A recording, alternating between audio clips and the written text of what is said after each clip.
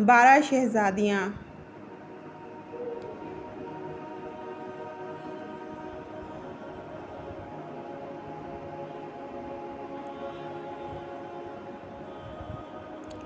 कदीम ज़माने में एक बादशाह था जिसकी 12 बेटियां थीं, यानी 12 शहज़ादियाँ।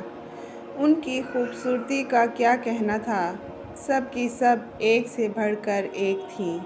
बादशाह ने उनकी शादी करने का फ़ैसला किया तो उसको एक हैरानकुन राज का पता चला कि शहज़ादियाँ रात भर रक़्स करने के लिए जाती हैं, मगर किसी को भी नहीं पता चलता कि वो कहाँ जाती हैं। बादशाह बहुत परेशान था। उसने किले के सब दरवाज़े बंद करवा दिए ताकि शहज़ादियाँ बाहर ना जा सकें, लेकिन उसकी तमाम कोशिशें नाकाम हो गईं। वो परेशान था कि आखिर माजरा क्या है। बादशाह ने ऐलान करवाया कि जो कोई शहज़ादियों के रक़्स का पता लगाएगा उसे अपनी पसंदीदा शहज़ादी से शादी करने का मौका मिलेगा और वो मेरे मरने के बाद बादशाह भी बना दिया जाएगा, और अगर वो 3 दिन में इस राज का पर्दाफाश ना कर पाया तो उसे मौत की सज़ा दे दी जाएगी। ये ख़बर रियासत में हर तरफ फैल गई।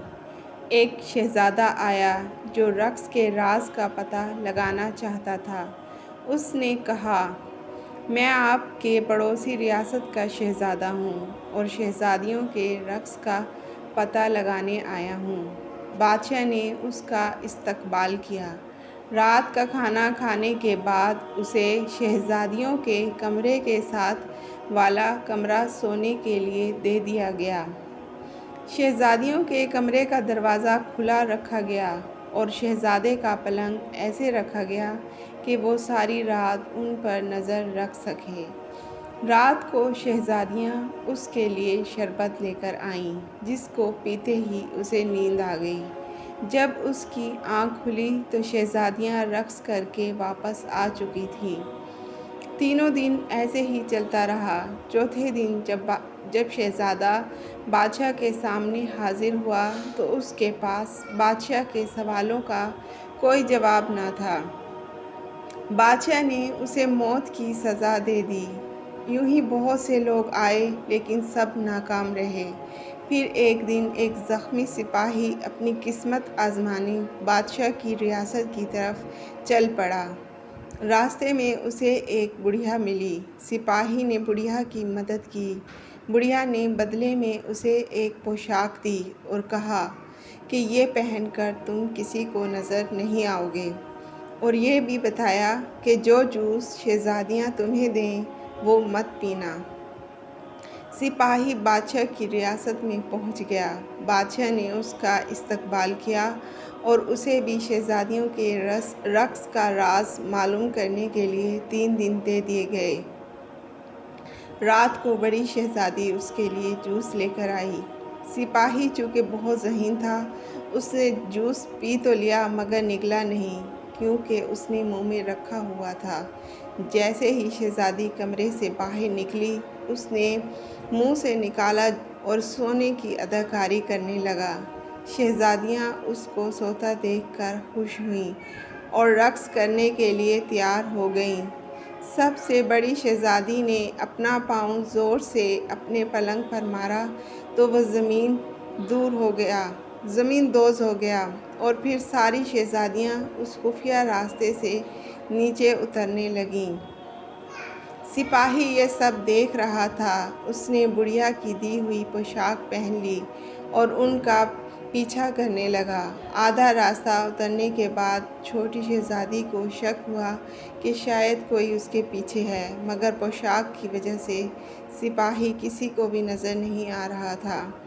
फिर वो सबसे खूबसूरत हिस्से में पहुंच गई, जहां दरख्तों पर लगे पत्ते चांदी के थे। सिपाही ने सबूत के लिए एक पत्ता तोड़ लिया।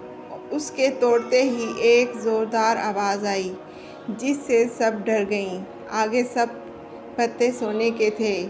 सिपाही ने एक सोने का पत्ता भी तोड़ लिया और आगे जाके एक हीरा भी सबूत के लिए ले लिया। फिर शहज़ादियाँ एक झील के किनारे पहुँच गई, जहाँ 12 शहज़ादे नाव के साथ उनका इंतज़ार कर रहे थे।